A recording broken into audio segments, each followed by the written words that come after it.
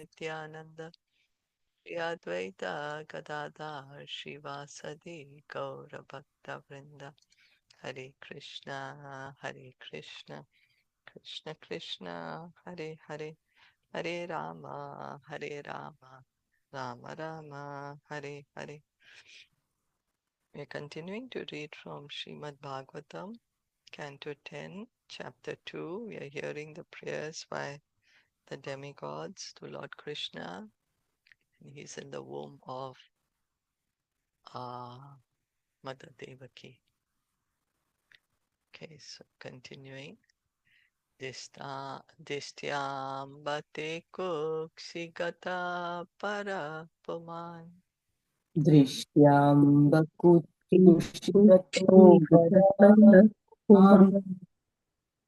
Amshe na sakshat Bhagavan Bhavayanaha.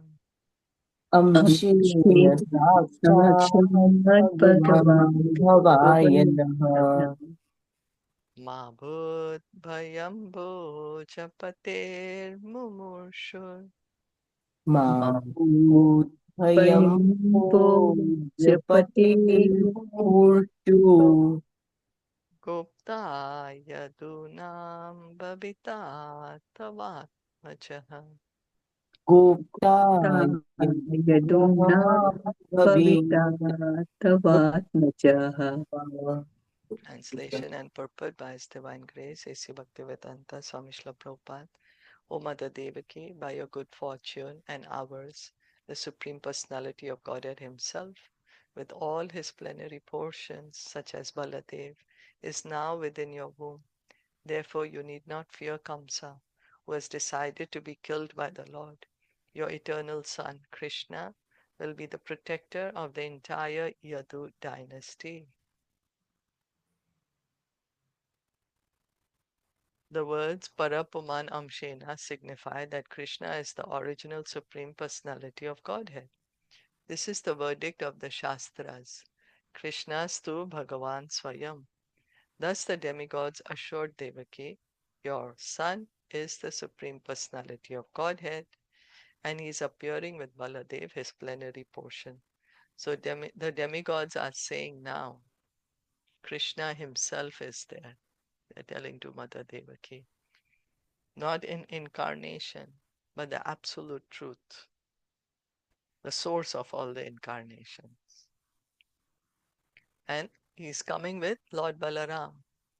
All the incarnations are coming together. Yeah, when Krishna came, all the incarnations appear. They they go in the body of Lord Krishna, and that's how they're coming.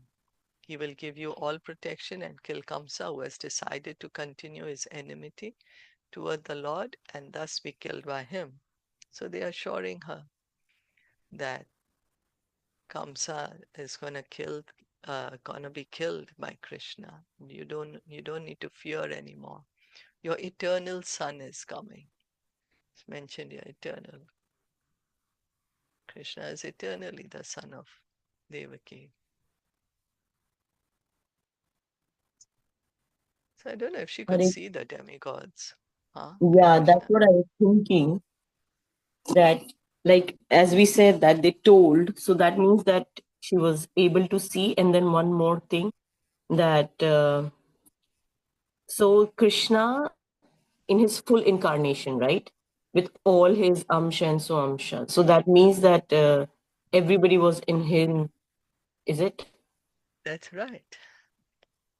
Okay. Yeah, because he's the source of all He's the incarnations, so source of all everybody is there. incarnations. Yeah. Okay.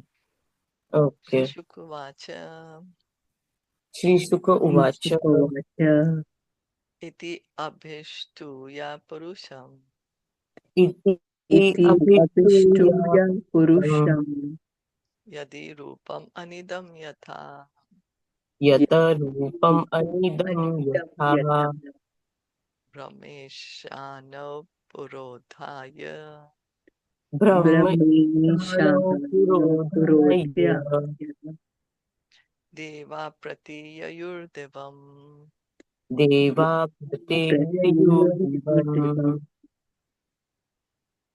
After thus offering prayers to the Supreme Personality of Godhead, Lord Vishnu, the transcendents, all the demigods with Lord Brahma and Lord Shiva before them return to their homes in the heavenly planets. It is said, Adhyapiha Chaitanyas e sabalila kare, yanra bhagya thake se dekhaya nirantare. Caitanya Bhagavat Madhya 23.513. The incarnations of the Supreme Personality of Godhead appear continuously, like the waves of a river or an ocean. There is no limit to the Lord's incarnations, but they can be perceived only by devotees who are fortunate. So there are so many incarnations, incarnations of incarnations, expansions of the Lord. They are likened to the waves of a river. A river is flowing continuously. There's waves continuously in a river. So that's how the incarnations are compared to. The Devatas, the demigods, fortunately understood the incarnation of the Supreme Personality of Godhead, and thus they offered their prayers. So they understand that here is Swayam Bhagavan, Krishna coming. Then Lord Shiva and Lord Brahma led the demigods in returning to their homes. The word Kukshigataha, meaning within the womb of Devaki, has been discussed by Srila Jiva Goswami in his Krama Sandarbha commentary.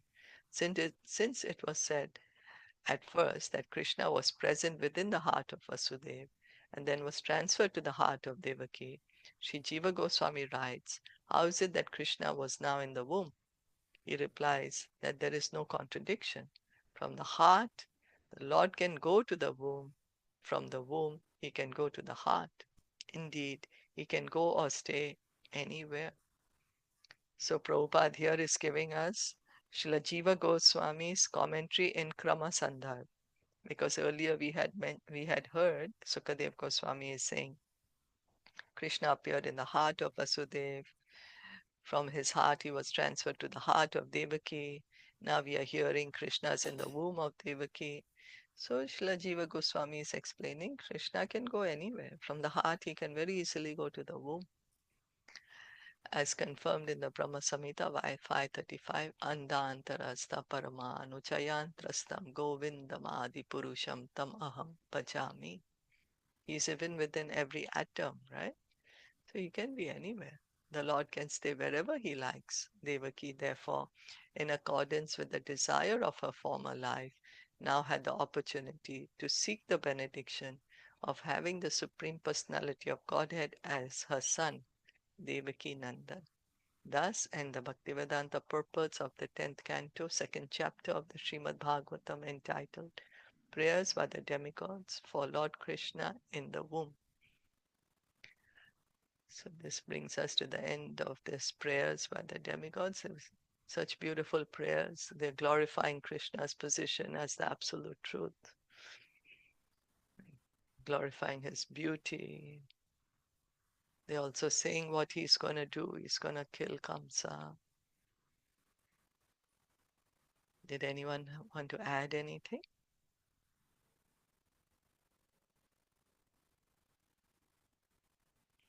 This was still in the room, right? Where In the prison. in Yeah. the prison, yeah. So there was this all is happening in the prison. They all came and they offered the prayers, and now they left, and they told that the Kamsa is going to be killed, right? Yeah, that's right. Okay. Yeah, in the prison. Okay, so let's go on to chapter 3. The birth of Lord Krishna. Text 1 to 5. Shishuku Vacha. Shri Oh, wait. Shukam There is a There's Sorry, no yeah, there should be a introduction. summary, right? there is a summary. There is a Yeah, summary. okay. Yeah. As described in this, thank you. As described in this chapter, the Supreme Personality of Godhead, Krishna, Hari, in his original form, appeared as Vishnu so that his father and mother could understand that their son was the Supreme Personality of Godhead. Because they were afraid of Kamsa, when the Lord appeared as an ordinary child, they took him to Gokul, and Gokul, the home of Nanda Maharaj. Mother Devaki, being fully transcendental, Satchidananda, does not belong to this material world. Thus, the Supreme Personality of Godhead appeared with 4 hands, as if born from her womb. Upon seeing the Lord in that Vishnu form, Vasudeva was struck with wonder, and in transcendental happiness, he and Devaki mentally gave 10,000 cows in charity to the Brahmanas. Vasudeva then offered prayers to the Lord, addressing him as the Supreme Person, Parabrahman, the Super Soul, who is beyond duality and who is internally and externally all pervading. The Lord, the cause of all causes, is beyond material existence, although he is the creator of this material world. When he enters this world as Paramatma, he is all pervading, Andantrasta Paramanu Jayantrastham. Yet he is transcendentally situated.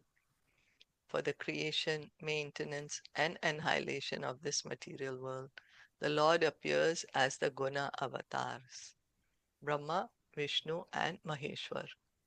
Thus, Vasudeva offered prayers full of meaning to the Supreme Personality of Godhead. Devaki followed her husband by offering prayers describing the transcendental nature of the Lord. Fearing Kamsa and desiring that the Lord not be understood by atheistic and materialistic non-devotees, she prayed that the Lord withdraw his transcendental 4-armed form and appear like an ordinary child with 2 hands. The Lord reminded Vasudeva and Devaki of 2 other incarnations in which he had appeared as their son. He had appeared as Prishnigarbha and Vamandev, and now this was the 3rd time he was appearing as the son of Devaki to fulfill their desire. The Lord then decided to leave the residence of Vasudeva and Devaki in the prison house of Kamsa, and at this very time Yogamaya took birth as the daughter of Yashoda. By the arrangement of Yogamaya, Vasudeva was able to leave the prison house and save the child from the hands of Kamsa. When Vasudeva brought Krishna to the house of Nanda Maharaj, he saw that by Yogamaya's arrangement, Yashoda, as well as everyone else, was deeply asleep. Thus he exchanged the babies, taking Yogamaya from Yashoda's lap and placing Krishna there instead. Then Vasudeva returned to his own place, having taken Yogamaya as his daughter. He placed Yogamaya on Devaki's bed and prepared to be a prisoner as before. In Gokul, Yashoda could not understand whether she had given birth to a male or a female child. So that was the summary. We'll start reading. Shishuko Vacha Shri Shukha Uvacha Atha Sarva Gunopeta Atha Sarvo Gunopeta Kala Paramashobhanaha Kala Paramashobhanaha Yarhi Eva Jana Janmarksham Arhi Eva Jana Visham Janmarksham Shantarksha Grahatarakam Shanta Shantakrya Shagrahatarakam Disha Prasedur Gaganam Dishaha Disha Prasetu Prasedur Gaganam Gaganam Nirma Lodu Ganodayam Nirmal Nirmadodu Udgana Ganodayam Udayam Mahi Mangala Bhuyishta Mahimangala Bhuyishta Puragrama Mangalabhudishta Vrijakara Pura Grama Vrajakara Puragrama Vrajakara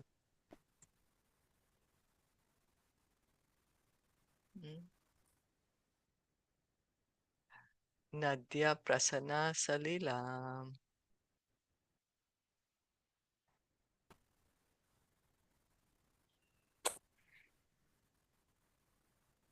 Hare Krishna. Shilpaji, Hare Krishna. We cannot hear you. We were not able to hear Can't you you? from Nadha.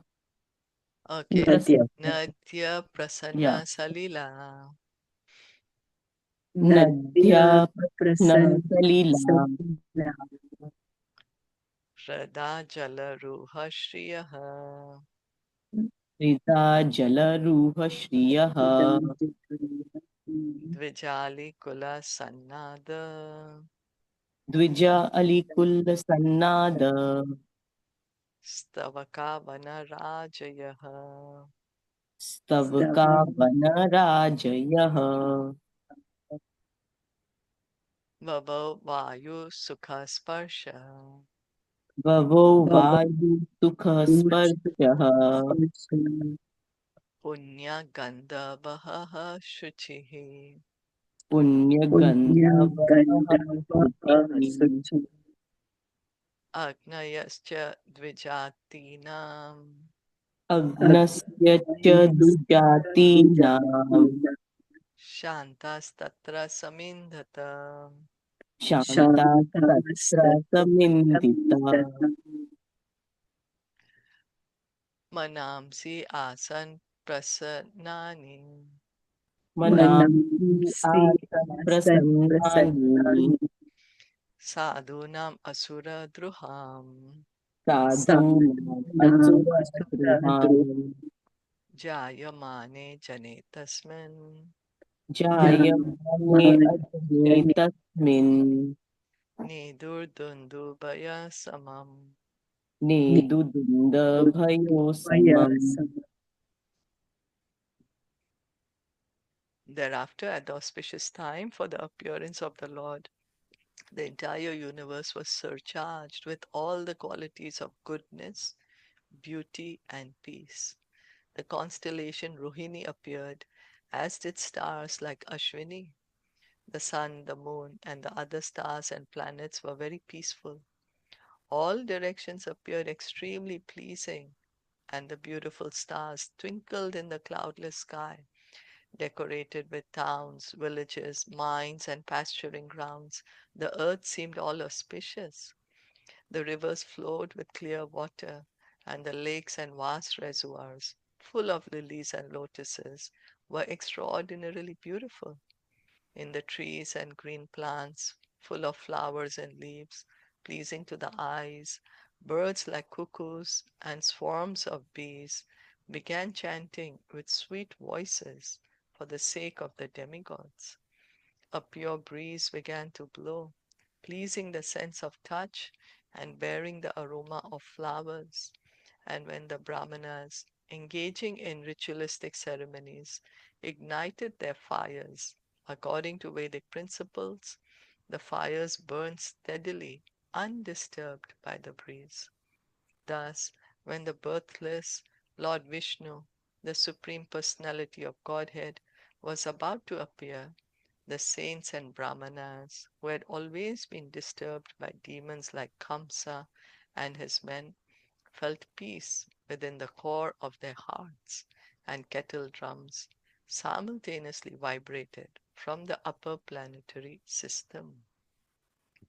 As stated in the Bhagavad Gita, the Lord says that his appearance, birth, and activities are all transcendental, and that one who factually understands them is immediately eligible to be transferred to the spiritual world. The Lord's appearance or birth is not like that of an ordinary man who is forced to accept a material body according to his past deeds. The Lord's appearance is explained in the previous chapter. He appears out of his own sweet pleasure. So we can see what arrangements are there when Krishna appeared. He's not forced. It was planned. He's going to come at this time, and all the stars are perfectly aligned. There's such a beautiful, pleasing atmosphere. So it's not that God becomes God later. God is always God because, some people may say, oh, well, this is an incarnation of God, but, later he became God. It's not like that. We can see how the stars are also aligned when Krishna is born. When the time was mature for the appearance of the Lord, the constellations became very auspicious. The astrological influence of the constellation known as Rohini was also predominant because this constellation is considered very auspicious. Rohini is under the direct supervision of Brahma, who is born of Vishnu, and it appears at the birth of Lord Vishnu, who in fact is birthless. So this Rohini constellation. Lord Brahma is the ruler, it seems. And when Lord Vishnu appears, this Rohini constellation is there. According to the astrological conclusion, besides the proper situation of the stars, there are auspicious and inauspicious moments due to different situations of the different planetary systems, right? Like how where the stars are aligned at the moment of birth. That's how we're going to get different experiences in life. So here, Krishna's time of birth is there, and all the stars are very auspiciously aligned. At the time of Krishna's birth, the planetary systems were automatically adjusted so that everything became auspicious. So this, we see, suppose we go to astrologer, they'll say, oh, this planet is here and this planet is here. This is good, but this is not so good. So for Krishna here, everything is auspicious. 7:30. Okay, is this very long? This goes Like on longer. yeah, it is like 2 paragraphs more. So So do maybe, you all want to stop here? yeah, can we stop here? We can finish this Yeah, tomorrow. yeah, Yeah. can do this tomorrow Okay. then. Thank Srimad you. Bhagavatam ki jai, Srila Prabhupada ki jai, Gaur Bhaktavinda ki jai.